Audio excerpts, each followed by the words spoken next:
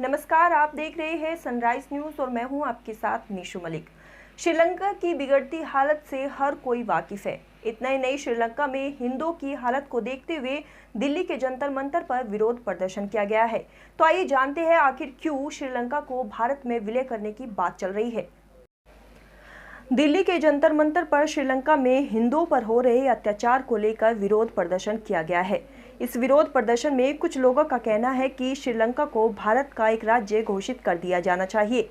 वहीं कुछ लोगों का मानना है कि श्रीलंका को किसी भी तरह की कोई मदद नहीं देनी चाहिए, क्योंकि देखा जाए तो दिल्ली की जनता खुद परेशान है। दिल्ली की नहीं बल्कि पूरे भारत की जनता परेशान है।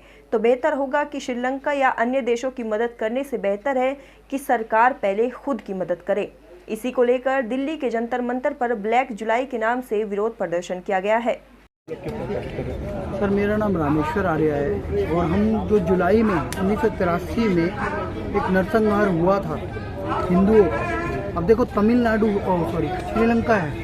श्रीलंका में जब अत्याचार हुआ तो उन्होंने शरण कहा ली भारत में आके। तमिलनाडु भारत में है और तमिलियन हिंदू है वहाँ पे। अब श्रीलंका में इस समय पे भी डिस्क्रिमिनेशन चलता है। तो हमारी मोदी सरकार से ये मांग है, तमिल और श्रीलंका की गवर्नमेंट से मांग है कि किसी भी प्रकार का हिंदुओं पे अत्याचार ना हो, क्योंकि भारत के भारतीयों द्वारा दिए गए टैक्स में आज वो सर्वाइवल कर रहे हैं अपना। आज श्रीलंका में जो बर्बादी का जो दौर चल रहा है, बार बार राष्ट्रपतियों का भागना, प्रधानमंत्रियों का भागना, उनकी गाड़ियों को जला देना और वहाँ पे जो हाहाकार मचा हुआ है सिविल वार की तरह जाना पब्लिक का, तो एक तरीके से सर वो जो हो रहा है उसके बाद हम चाहते हैं कि वहाँ पे हिंदुओं पे कहीं अत्याचार ना शुरू हो जाए 1983 की तरह। अब हिंदुओं को हम चाहते हैं वहाँ न्याय मिले, भारत सरकार भी संज्ञान ले और श्रीलंका की सरकार भी इस पर ध्यान दे। मैं तो ये कहूँगा कि वहाँ पे श्रीलंका को तो भारत का ही अंग घोषित कर देना चाहिए उन लोगों को, क्योंकि वो लोग अब सरवाइव कर ही नहीं सकते। वहाँ पे चीन की भी साजिश हो चुकी है और वो भारत के बॉर्डर से लगता देश है। कभी भी चीन उसका दुरुपयोग कर सकता है भारत के खिलाफ।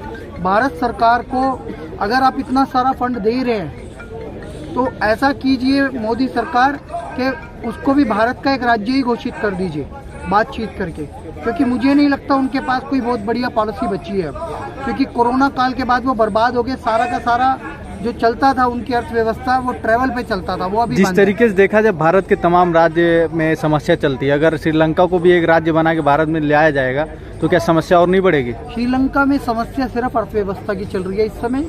वहाँ पे धार्मिक आधार पे इतना ज़्यादा कुछ नहीं है। बस हम तो हिंदुओं के न्याय के लिए खड़े हुए हैं। हिंदुओं को अब मुझे लगता है वहाँ पे इतना ज़्यादा सताया नहीं जाएगा जो पहले हुआ है, क्योंकि बहुत सारे मछुआरों को, तमिल के जो मछुआरे फंस जाते थे, अब तुरंत छोड़ दिया जाता है। पहले जैसे वहाँ पे एक कुशासन नहीं है, सुशासन था, और सुशासन में भी परिवारवाद की वजह से श्रीलंका की बर्बादी बना। जो राजपक्षे परिवार है सभी पद पे वो बैठ गए, सभी लूट खसोट मचा दी उन लोगों ने। किसी को आईफोन बांट रहे हैं, किसी को कुछ बांट रहे हैं। रेवड़ियाँ जो आजकल वर्ड चल रहा है ना सर, श्रीलंका में रेवड़ियाँ बांटी गई थी, इसीलिए वहाँ पे बुरा हाल हो गया। लेकिन अब मोदी सरकार जब उन्हें समर्थन दे रही है, धन दे रही है और यहाँ से संसाधन भेज रही है, तेल भेज रही है और सब उनकी व्यवस्था कर रही है, तो हमारी मांग है कि भैया जब इतना कुछ कर ही रहे हो तो अपने में ही मिला लो। कल के दिन कोई और देश वहाँ पे कब्जा कर लेता है, चीन आ जाता है, तो फिर वो हमारे लिए खतरा बन जाएगा। नेपाल में भी घुसपैठ कर रहा है चीन, पाकिस्तान में कर ही चुका है। तो हमको क्या करना है, अपने देश को बचाना है और अपने नागरिकों को भी बचाना है, सनातन हिंदू धर्म को बचाना है। इसके अंडर सब सुरक्षित है। नहीं तो अफगानिस्तान में सर एक भी हिंदू जीवित नहीं है, एक भी सिख जीवित नहीं है। 5 लाख 1973 में 5 लाख से ज़्यादा हिंदू और सिख रहा करते थे। काबुल पे कब्जा था, सारी अर्थव्यवस्था थी हमारी, लेकिन इस्लामिक आतंकवादियों ने वहाँ पे एक को भी जिंदा नहीं रहने दिया। 15 अगस्त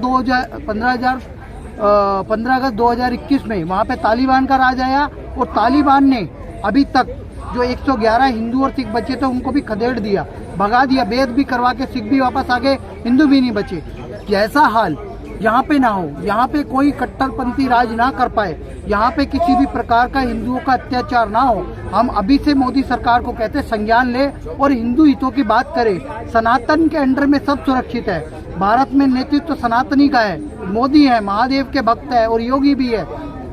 उनके अंडर में देखो वो पूरे दुनिया में अर्थव्यवस्था के मामले में भी देख लो। हम अफगानिस्तान को यहाँ पे 55,000 टन अभी हमने अनाज भेजा है और श्रीलंका की तो हम मदद कर ही रहे हैं सर। बांग्लादेश को भी अर्थव्यवस्था में कोई कमी आती है तो हम मदद करते हैं। हाँ, पाकिस्तान हमारा दुश्मन देश है क्योंकि वो आतंकवादी गतिविधियां करता है, लेकिन आप सोच के देखिए सनातनी में ही वो दम है जो कि पूरी दुनिया का नेतृत्व कर सकता है। क्या इस विषय को लेकर किसी नेता साहब का मुलाकात हुई या डायरेक्ट आप प्रोटेस्ट कर रहे हैं? हम ज्ञापन सौंपने जा रहे हैं यहाँ से, और हम यहाँ पे अन्नामलाई जी से भी मिलेंगे, तमिलनाडु के जो बीजेपी के अध्यक्ष हैं उनसे भी भेंट करने का प्रयास करेंगे।